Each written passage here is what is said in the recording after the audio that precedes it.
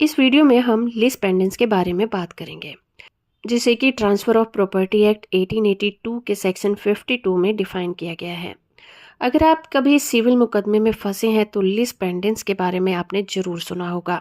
आखिर lease pendens के सिद्धांत का क्या मतलब है? दोस्तों, लीज पेंडेंस एक लैटिन वर्ड है जिसका मतलब होता है पेंडिंग लिटिगेशन।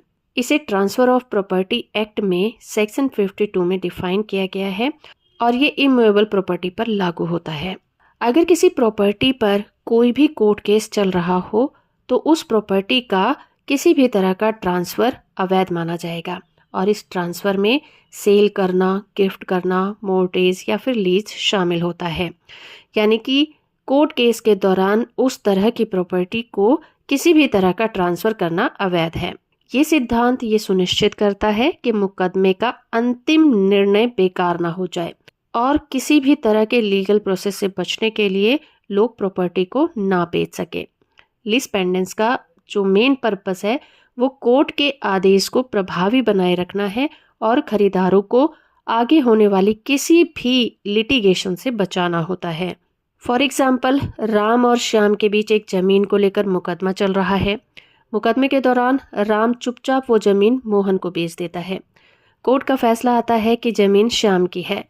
मोहन अब जमीन का दावा नहीं कर सकता, लेकिन लीज पेंडेंस के तहत जो भी उस प्रॉपर्टी की सेल हुई है वो अमान्य मानी जाएगी। इसी तरह से इसका एक दूसरा एग्जाम्पल ले सकते हैं कि एक घर का मुकदमा चल रहा है अजय और विजय के बीच। मुकदमे के दौरान ही विजय अपने घर को सुमित को बेच देता है, लेकिन बाद में कोर्ट का आदेश आता है कि ये घर विजय का नहीं अजय का है। तो सुमित ने जो ये प्रॉपर्टी खरीदी थी अब वो उस घर का मालिक नहीं रह जाएगा, क्योंकि वो प्रॉपर्टी उसने विजय से खरीदी थी और विजय अब इस प्रॉपर्टी का मालिक नहीं है, इसलिए वो उस प्रॉपर्टी को नहीं बेच सकता। तो डॉक्ट्रिन ऑफ लीज पेंडेंस का मेन पर्पस होता है कोई भी व्यक्ति मुकदमे के दौरान प्रॉपर्टी को ट्रांसफर ना कर सके, ताकि प्रॉपर्टी के कई दावेदार ना बन सके और किसी को भी प्रॉपर्टी बेचकर धोखा ना दिया जाए।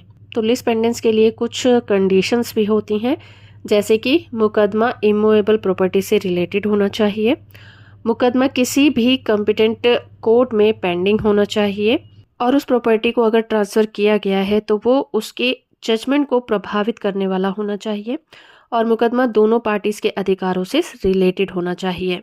तो अब ये जानते हैं कि लीज पेंडेंस कब लागू नहीं होगा। अगर प्रॉपर्टी किसी भी तरह के डिस्प्यूट से पहले किसी भी निर्दोष व्यक्ति को बेच दी गई हो तो वहां पर लीज पेंडेंस का सिद्धांत लागू नहीं होगा। दूसरा, ऑक्शन सेल बाय गवर्नमेंट। अगर सरकारी आदेश से की गई बिक्री है तो वहां पर भी ये सिद्धांत लागू नहीं होगा। और तीसरा है, प्रॉपर्टी का कोई सीधा विवाद ना हो। अगर मुकदमा प्रॉपर्टी से जुड़े अधिकारों पर नहीं है तो ये सिद्धांत लागू नहीं होगा। तो इस तरह से दोस्तों section 52 transfer of property act 1882 इस सिद्धांत को लागू करता है और खरीदारों को ये सुनिश्चित करता है कि वो किसी भी प्रॉपर्टी को खरीदने से पहले उसकी कानूनी स्थिति की जांच कर लें। तो हो फ्रेंड कि ये वीडियो आपको इन्फॉर्मेटिव लगा होगा। वीडियो को लाइक और चैनल को सब्सक्राइब करना बिल्कुल मत भूलिएगा।